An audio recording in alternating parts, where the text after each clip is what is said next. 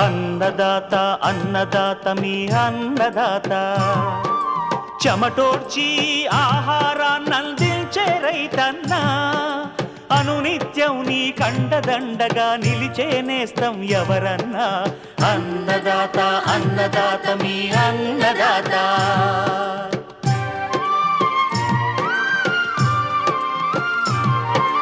నూతన రీతుల సాగుబడికి నూరింతలు పెరిగే దిగుబడికి సూచనలిచ్చే సస్య రక్షణకు పశు పోషణకి శాస్త్ర విజ్ఞానం అందించి ముందుకు నడిపే తెలుగు రైతు భారతదేశానికి మకుటం అయ్యేలా తీర్చిదిద్దే ఆశయంతో మిమ్ము మేలు కొలిపేది అన్నదాత అన్నదాత అన్నదాత మీ అన్నదాత అన్నదాత అన్నదాత మీ అన్నదాత.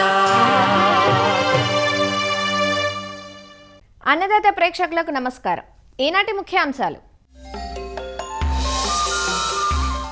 వ్యవసాయంలో పెరుగుతున్న సమస్యాత్మక నేలలు యాజమాన్యం, యాసంగి వరి నువ్వు పంటల్లో చేపట్టాల్సిన సస్యరక్షణ చర్యలు, ఇంకా జై కిసాన్ వ్యవసాయ సమాచారం.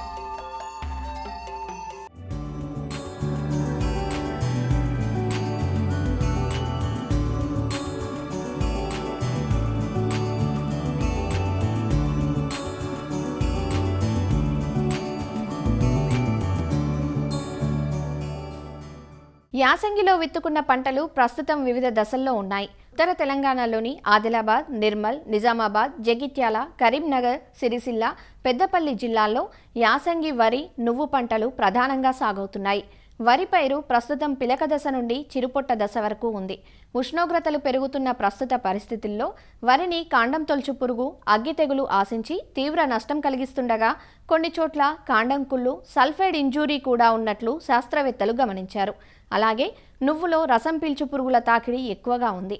వీటిపై తగిన నిఘా పెట్టి ప్రారంభం నుంచి తగిన జాగ్రత్తలు చేపడితే నివారణ సులభమవుతుందంటూ యాసంగి వరి నువ్వు పంటల్లో పాటించాల్సిన సస్యరక్షణ పద్ధతులను తెలియజేస్తున్నారు ప్రొఫెసర్ జయశంకర్, తెలంగాణ రాష్ట్ర వ్యవసాయ విశ్వవిద్యాలయం, జగిత్యాల జిల్లా పొలాస ప్రాంతీయ వ్యవసాయ పరిశోధనా స్థానం పరిశోధనా సహసంచాలకులు డాక్టర్ జి శ్రీనివాస్. ప్రస్తుతం మనకు ఉత్తర తెలంగాణ జిల్లాలో ఈ రబీ సీజన్లో ప్రధానంగా వరి మరియు నువ్వు పంటలు పండిస్తూ ఉంటారు. అయితే ప్రస్తుతం మనం వరి పంటలో కనుక తీసుకున్నట్టయితే ఈ పంటను అన్ని ప్రాంతాల్లో కూడా నాట్లు వేయడం పూర్తయింది. ఇప్పుడు పంట మనకు పిలకలు తోడే దశ నుంచి చిరుపొట్ట దశ దాటిన స్టేజ్లో ఉంది. ఈ ప్రస్తుతం వాతావరణంలో ఉన్న పరిస్థితులను కనుక గమనించి పంటలపై ఆశించేటువంటి వివిధ రకాల చీడపీడలు కనుక గమనించినట్లయితే మనకు వరిలో ప్రధానంగా రైతుల పొలాల్లో కాండం తొలిచే పురుగు ఎక్కువగా గమనించడం అయింది. దాంతోపాటుగా అక్కడక్కడ మనకు ఇప్పుడే బ్లాస్ట్ అగ్గి తెగులు కూడా గమనించడం జరిగింది. కొన్ని ప్రాంతాల్లో నీరు ఎక్కువగా ఉండడం, నేల ఎక్కువగా మురగడం వల్ల కూడా సల్ఫైడ్ ఇంజరీ కూడా అక్కడక్కడ గమనించడం జరుగుతూ ఉంది. ఎక్కడైతే ఈ కాండం తొలిచే పురుగు, ఈ సల్ఫైడ్ ఇంజరీ ఉన్నాయో ఆ ప్రాంతాల్లో కూడా కాండం కుళ్ళు వచ్చే అవకాశం కూడా ఉంది. సో అయితే వీటిని మనము నివారించుకోవడానికి రైతులు ముఖ్యంగా చేపట్టాల్సిన యాజమాన్య పద్ధతుల్లో ముఖ్యంగా కాండం తొలిచే పురుగును నివారించడానికి పంట కనుక మనకు పిలకలు తోడే దశలో కనుక ఉన్నట్టయితే కార్టాఫ్ హైడ్రోక్లోరైడ్ని మనకు ఒక 400 గ్రాములు ఒక ఎకరానికి సరిపడే పొలంలో పిచికారి చేసుకున్నట్టయితే మనకు అది పురుగు నివారణ జరుగుతుంది. అదేవిధంగా పంట ఇంకా మనకు అడ్వాన్స్ స్టేజ్లో కనుక ఉండి గొల్స్ వచ్చే అంటే మనకు బూటింగ్ స్టేజ్ అంటారు, ఆ సమయంలో కనుక ఉన్నట్టయితే ఈ టైంలో కొరాజన్ కూడా పిచికారి చేసుకోవాలి. దానికి రైతులు 60 ml మనకు ఒక ఎకరానికి సరిపడే మందులో వరి పైరుకు పిచికారి చేసుకున్నట్టయితే ఈ కాండం తొలిచే పురుగును వివిధ దశల్లో ఉన్న వరి పైరుపై నివారించడానికి వీలుగా ఉంటుంది. అదేవిధంగా ఎక్కడైతే రైతులు ఈ బ్లాస్ట్ను కనుక గమనించినట్టయితే దానికి ఐసోప్రోథయోనిల్ అనే మందుని రైతులు ఒక 300 మిల్లీలీటర్లు ఒక ఎకరానికి పిచికారి చేసుకున్నట్టయితే ఈ బ్లాస్ట్ను కూడా నివారించుకోవడానికి వీలుగా ఉంటుంది. కాండం తొలిచే పురుగు మరియు అదేవిధంగా ఈ బ్లాస్ట్ అగ్గి తెగులు కూడా గమనించినట్టయితే అయితే రైతులు ఈ కొరాజన్ మరియు ఐసోప్రోథయోలిన్ 2 మందులను కూడా కలిపి పిచికారి చేసుకోవడానికి వీలుగా ఉంది. ఈ సల్ఫైడ్ ఇంజరీ ఈ సల్ఫైడ్ ఇంజరీ వల్ల ఏందంటే మనకు మురుగునీరు సరిగా పోకపోవడం వల్ల, అదేవిధంగా నేల ఎక్కువగా మురగడం వల్ల, ఇలాంటి పరిస్థితులలో వేర్లు మనకు నల్లబడి చెడు వాసన రావడం జరుగుతూ ఉంది. పొలం దగ్గరికెళ్ళినా గూడా పొలంలో మనకు ఇట్లా బుడగలు బుడగలు రావడం జరుగుతూ ఉంటుంది. అలాంటప్పుడు రైతులు వీలైనంత వరకు కొంచెము సన్నగా మనకు నెరలొచ్చేటట్టు పొలాన్ని ఆరబెట్టుకున్నట్టయితే, ఆ మొక్క యొక్క వేళ్ళకి ఆక్సిజన్ సోకడం వల్ల మనకు ఈ సల్ఫైడ్ ఇంజరీని కొంతవరకు నివారించడానికి వీలుగా ఉంటుంది. ఎక్కడైతే సల్ఫైడ్ ఇంజరీని నోటీస్ చేసుకున్న రైతులు వాళ్ళ పొలాల్లో ముఖ్యంగా తర్వాత ముందు ముందు యేసుకునే పంటలలో మనకు సల్ఫర్ ఉన్నటువంటి ఎరువులను వేయకపోవడము చాలా మంచిది. ముఖ్యంగా సింగిల్ సూపర్ ఫాస్ఫేట్ లాంటి మందులు వేయకూడదు. వాటితోటి మనకు సమస్య ఇంకా ఎక్కువగా అవుతుందన్నట్టు. సో వీటితో పాటుగా ఇప్పుడు మనకు కాండంకుళ్ళు తెగులు కూడా మనకు కొన్ని ప్రాంతాల్లో గమనించడం జరుగుతూ ఉన్నది. ఈ కాండంకుళ్ళు తెగులును మన రైతులు దీన్ని నివారించుకోవడానికి ముఖ్యంగా ఏందంటే కొంచెం నీటిని తీసి పొలాన్ని ఆరబెట్టుకున్న కొద్దిగా తెగులు తగ్గే అవకాశం ఉంటుంది. లేదు అంటే ప్రోపికోనజోల్ మందును 1 ml 1 లీటర్ నీటిలో కలిపి పిచికారి చేసుకున్నట్టయితే, ఆ పిచికారి చేసినప్పుడు కాండం మొదల్లో పడేటట్టు పిచికారి చేసుకుంటే తెగులు యొక్క ఉధృతి తగ్గే అవకాశం ఉంటుంది. అదేవిధంగా మన ప్రాంతంలో వరి తర్వాతగా ఎక్కువగా సాగులో ఉండేది ఈ సమయంలో నువ్వు పంట. అయితే రైతులు ఏందంటే ఈ నువ్వు పంటలో ప్రస్తుతానికి రసం పీల్చే పురుగులు ఆశించే అవకాశం ఉంటుంది కాబట్టి, రసం పీల్చే పురుగులను నివారించుకోవడానికి రైతులు క్లోరిపైరిపాస్ మందును 1 లీటర్ నీళ్ళలో 2.5 మిల్లీలీటర్లు కలిపి పిచికారి చేసుకున్నట్టయితే ఈ నువ్వు పంటలను ఆశించేటువంటి రసం పీల్చే పురుగులను సమర్థవంతంగా నిర్మూలించుకోవడం వల్ల పంట యొక్క ఎదుగుదల బాగా ఉంటుంది. ఇవి మనకు ప్రస్తుతానికి ఉత్తర తెలంగాణ జిల్లాలో ఉన్న ప్రధానమైన పంటలు మరియు ఆ పంటలపైన ఆశిస్తున్న చీడపీడలు, వాటి నివారణ రైతులు గమనించి యాజమాన్య పద్ధతులు చేపట్టినట్లయితే మంచి దిగుబడి వచ్చే అవకాశం ఉంటుంది.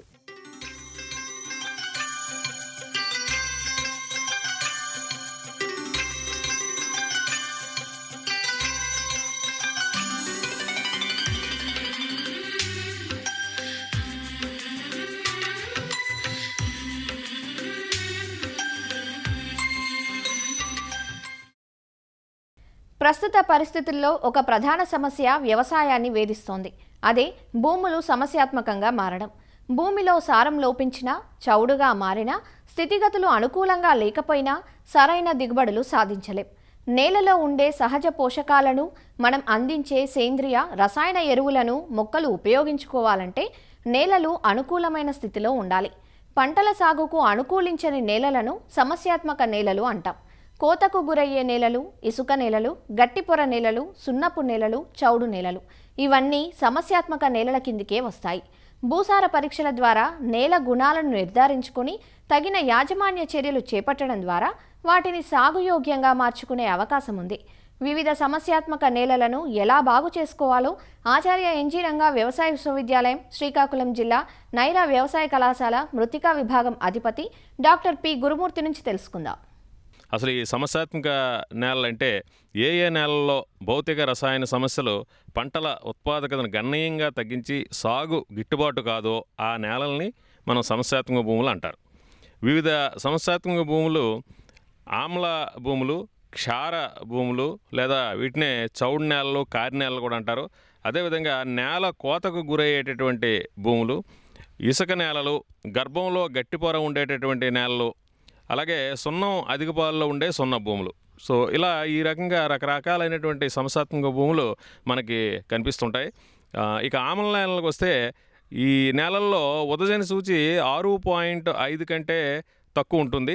ఈ భూసార పరీక్ష కేంద్రాల్లో అవసరమైనటువంటి సున్నం మోతాదు ఎంత అవసరం అవుతుంది అనేది పరీక్షించి ఈ ఆమ్ల నేలని బాగు చేసుకోవడానికి తెలియజేస్తారు. ఒకవేళ భూసార పరీక్ష అందుబాటులో లేకపోతే సుమారుగా 2 నుంచి 3 క్వింటాల్ పొడి చేసినటువంటి సున్నాన్ని ఎకరాకు వేసి భూమిలో కలుపుకుంటే వర్షాకాలంకి ముందు ఈ ఆమ్ల నేలని చాలా వరకు బాగు చేసుకునే అవకాశం ఉంటుంది.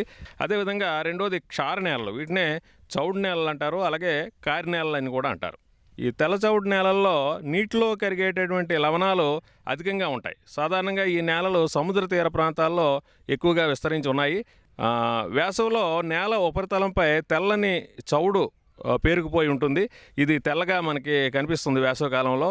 ఈ భూముల్లో పంటల విత్తనాలు సాధారణంగా మొలకెత్తవు. ఒకవేళ పుట్టిన మొక్కలు కూడా అవి నీటిని పోషకాలను సరిగ్గా సంగ్రహించుకోలేకపోవటం వల్ల అవి బాగా గిడసబారి ఉంటాయి. పాలచౌడు నేలల యాజమాన్యాన్ని మనం చూసినట్లయితే వేసవిలో సాధారణంగా నేలలోని తెల్లటి పొర, ఆ పొరని పారతో చెక్కి లవణాలు ఉన్నటువంటి తెల్లని పట్టిని తీసివేయాలి ప్రథమంగా. ఇక తర్వాత పొలాన్ని దున్ని చిన్న చిన్న మొడ్లుగా చేసుకొని వర్షాకాలంలో పడే వర్షాన్ని నిలగట్టుకుంటే చాలా మటుకు లవణాలు భూగర్భంలోకి ఇంకిపోతాయి.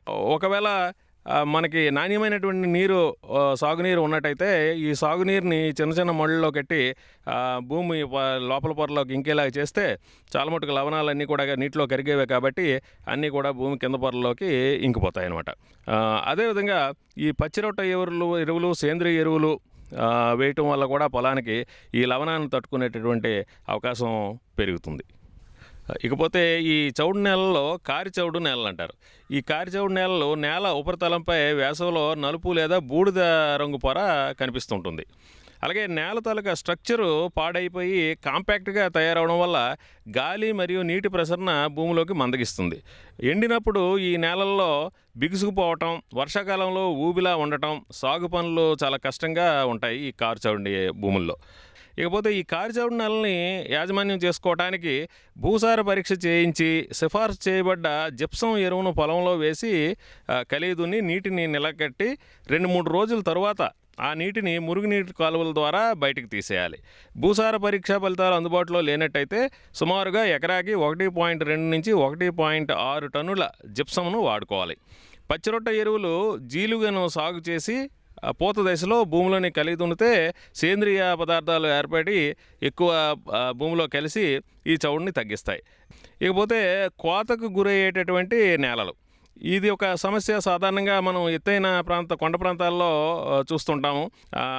దీనికి యాజమాన్యం ఏమిటంటే 2-3% వాలు ఉన్నటువంటి భూముల్లో కాంటూరు సేద్యం చేయాలి. అంటే వాలుకి అడ్డంగా దుక్కులు దున్నడం, వాలుకి అడ్డంగా వరుసల్లోనే మనం పంటలను విత్తుకోవాలి. ఈ కాంటూరు గట్లకు ప్రత్యామ్నాయంగా కూడా జీవగట్లను మనం వేసుకోవచ్చు. ఇవి కూడా కాంటూర్ లైన్స్లోనే కస్గడ్డి కానీ లేదా వట్టివేరు గడ్డి కానీ మనం వేసుకున్నట్లయితే పెంచి వీటిని జీవగట్లుగా పరిగణిస్తారు. ఎక్కడైతే అవకాశం ఉందో ఈ జీవగట్లు కూడా మంచి ఫలితాలను ఇస్తాయి. ఇకపోతే ఇసుక నేలలు, ఈ ప్రధానమైన సమస్య ఇసుక నేలలు ఏమిటంటే నీటిని అలాగే పోషకాలను నిలుపుకోలేకపోవడం, అలాగే భూమిలో ఉండేటువంటి పోషకాలు కూడా చాలా తక్కువగా ఉండడం, అంటే రేగడి రేణువులు తక్కువగా ఉంటాయి కాబట్టి. ఈ ఇసుక నేలలు సముద్ర తీర ప్రాంతాల్లో ఎక్కువగా ఉంటాయి. ఈ నేలల్లో సాగు చేసేటప్పుడు ఎరువులు అవి వేసేటప్పుడు భూమి లోపల పొరల్లోకి ఇంకిపోయి పంట చేనుకు ఉపయోగం చాలా తక్కువగా ఉంటుంది. నీటి వినియోగ సామర్థ్యం కూడా ఈ నేలల్లో చాలా తక్కువ. ఇకపోతే ఇసుక నేలలు యాజమాన్యం చేయడానికి వేసవిలో చెరువు మట్టిని ఎకరాకు 25 నుంచి 30 టన్నులు వేసుకోవాల్సి ఉంటుంది. సాధారణంగా చెరువు మట్టిలో మనకి రేగడి రేణువులు, సిల్ట్ రేణువులు ఉంటాయి కాబట్టి అవి నీటిని అలాగే పోషకాలను అబ్జర్వ్ చేసుకుంటాయి, నిలుపుకునే శక్తి పెరుగుతాయి. ఇకపోతే గర్భంలో గట్టిపొర ఉండేటటువంటి భూములు అనేది ఒక సమస్య సాధారణంగా మనకు కనిపిస్తుంటుంది. ఆధునిక కాలంలో అందరూ ఎక్కువ ఈ మిషన్స్, అన్ని రకాల హెవీ మిషన్స్ వ్యవసాయంలో సాగు చేయటం వల్ల నేల తయారీ నుంచి అలాగే అంతరకృషి, ఇక పోతే హార్వెస్టింగ్ అన్నిటికీ కూడా మనం యంత్రాలు వాడుతున్నాము. ఈ భారీ యంత్రాలు వాడటం వల్ల నేల అడుగు పొరల్లో మట్టి గట్టిగా మారిపోతుంది. అది ఒక అబ్స్ట్రక్షన్ క్రియేట్ చేస్తుంది. ఈ గట్టి పొరల్ని, భూమి అడుగు పొరల్లో గట్టి పొరల్ని యాజమాన్యం చేసుకోవడానికి వేసవిలోని లోతు దుక్కి చేయాలి. సాధారణంగా ఎంబీ ప్లవ్తో లేకపోతే డిస్క్ ప్లవ్తో కానీ 40 నుంచి 50 సెంటీమీటర్ల లోతు వరకు కూడా మనం దుక్కి చేసుకోవాలి. లేదా సబ్సాయిలర్ కానీ చిజిల్ ప్లవ్ కానీ వాడి ఈ గట్టి పొరను కూడా పగలగొట్టే అవకాశం ఉంటుంది.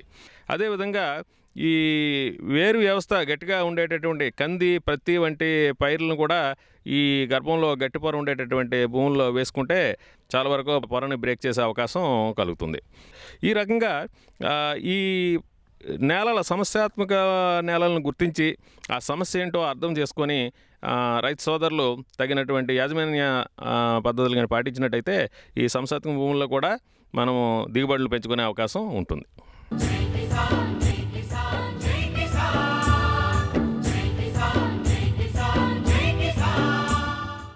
వ్యవసాయ సమాచారం ఇప్పుడు జై కిసాన్లో చూద్దాం.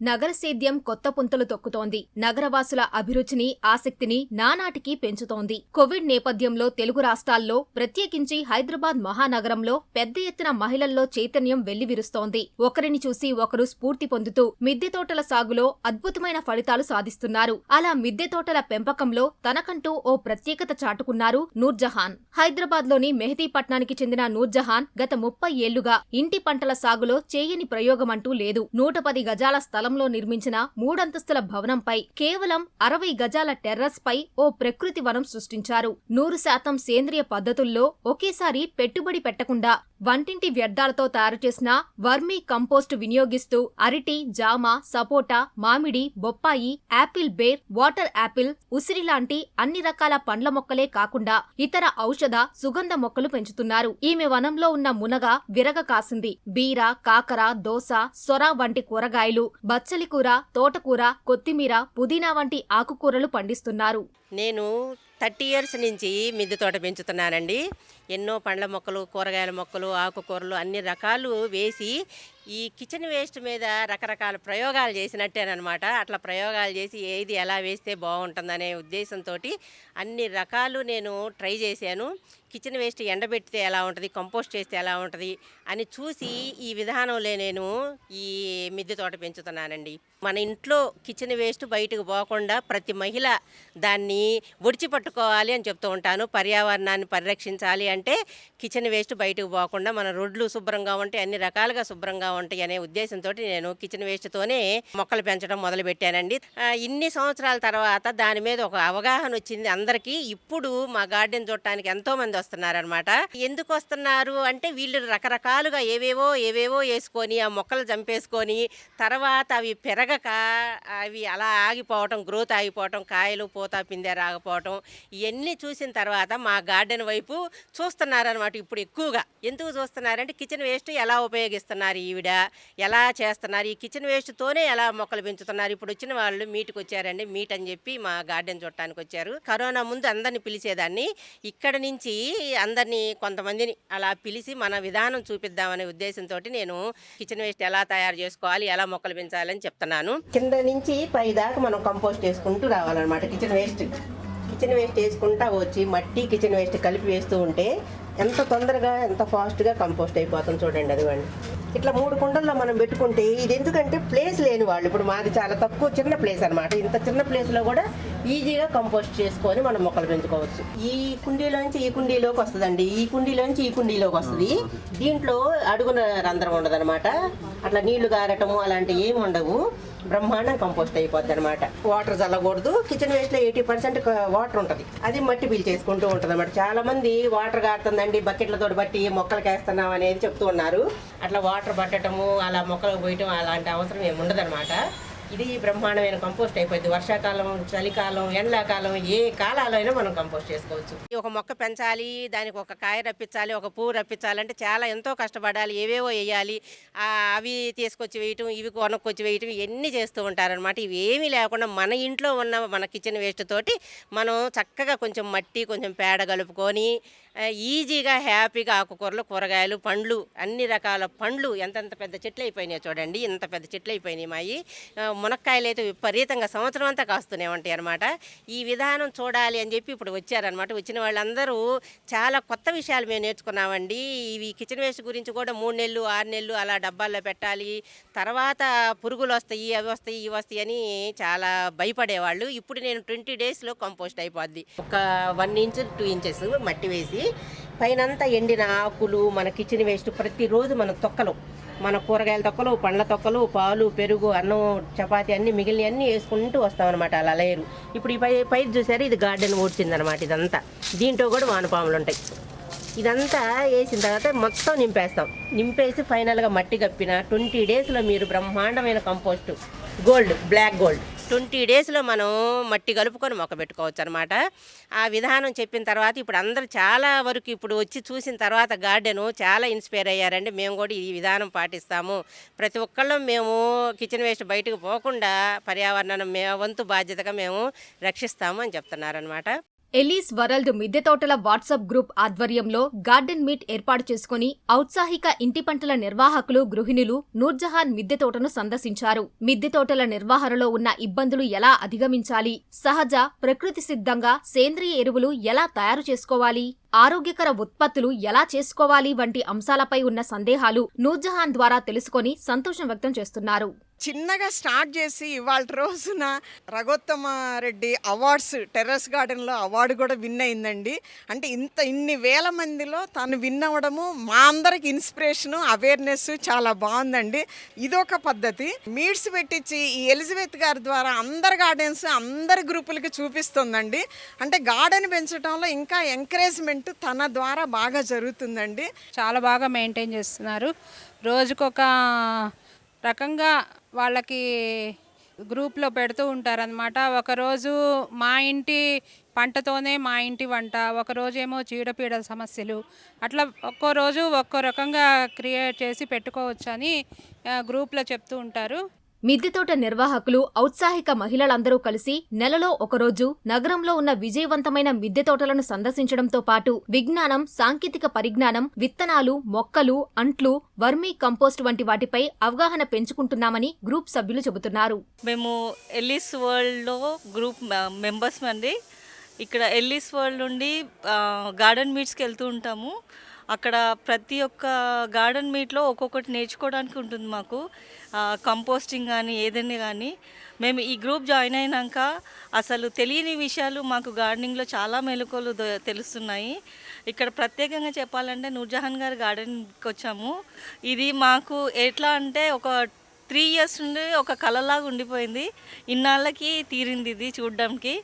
అసలు ఎంత బాగుందంటే ఇది చూసి ఓహో మేము ఎన్ని తప్పులు చేస్తున్నామో ఇప్పుడు అర్థమైంది మాకు. గ్రూప్లో మెంబర్స్కి మేము నాలెడ్జ్ ఇవ్వడంతో పాటు ఎవ్రీ మంత్ ఒక గార్డెన్ మీట్ అరేంజ్ చేసి గార్డెనింగ్ గురించి అవేర్నెస్ క్రియేట్ చేస్తూ, అంటే రకరకాల గార్డెన్స్ మేము చూపిస్తూ ఎలా పెంచుకోవాలో చూపిస్తూ ఉంటాము. అందులో భాగంగా ఈ మంత్లో మేము కిచెన్ వేస్ట్ కంపోస్ట్ గురించి బాగా చెప్పేటువంటి మన నూర్జహాన్ గారి గార్డెన్కి తీసుకురావడం జరిగింది. ఈ గార్డెన్ చాలా బాగుంది. ఆవిడ పెంచే విధానము తెలుసుకోవడానికని మా మెంబర్స్ అందరినీ ఇక్కడికి తీసుకురావడం జరిగిందండి. ఇక్కడ వాళ్ళందరూ నేర్చుకోవడంతో పాటు ఒకళ్ళ దగ్గర ఉన్న విత్తనాలు కానీ లేకపోతే మొక్కలు కానీ అందరూ ఒకళ్ళకొకళ్ళు మార్చుకోవడం వల్ల వాళ్ళ గార్డెన్స్ ఎక్కువగా డెవలప్ అవ్వడానికి, ఎక్కువ ఖర్చు లేకుండా బయట కొనకుండా వాళ్ళలో వాళ్ళే పంచుకుని గార్డెన్స్ పెంచుకోవడానికి ఈ విధంగా ఉపయోగపడుతుంది. అలాగే మా గ్రూప్లో ఎక్స్పర్ట్స్ ఉంటారు, ఏమైనా అడ్వైజెస్ ఇస్తారు. వాళ్ళకి ప్రాబ్లమ్స్ గ్రూప్లో అడిగితే దానికి సంబంధించి సమాధానాలు, అలాగే టాపిక్ ఆఫ్ ద డే అని అలాంటివన్నీ కండక్ట్ చేస్తూ ఉంటామండి. ఇంటి పంటల ద్వారా రసాయన అవశేషాల్లేని ఆరోగ్యకర కూరగాయలు, ఆకుకూరలు, పండ్లు సొంతంగా ఉత్పత్తి చేసుకుంటూ ఆహారంలో భాగం చేసుకుంటున్న ఈ నగర మహిళలు ఎందరికో స్ఫూర్తిగా నిలుస్తున్నారు. మరిన్ని విభిన్న అంశాలతో రేపటి అన్నదాతలో మళ్ళీ కలుసుకుందాం. అంతవరకు సెలవు. నమస్కారం. అన్నదాతలు తమ సందేహాలు, సమస్యలను 1800-425-4085 టోల్ ఫ్రీ నెంబర్లో ఉదయం 10 గంటల నుంచి 11 గంటల మధ్య పని దినాల్లో సంప్రదించగలరు. ఈ కార్యక్రమాన్ని యూట్యూబ్లో www.youtube.com/annadaata ETV లింక్ ద్వారా వీక్షించవచ్చు.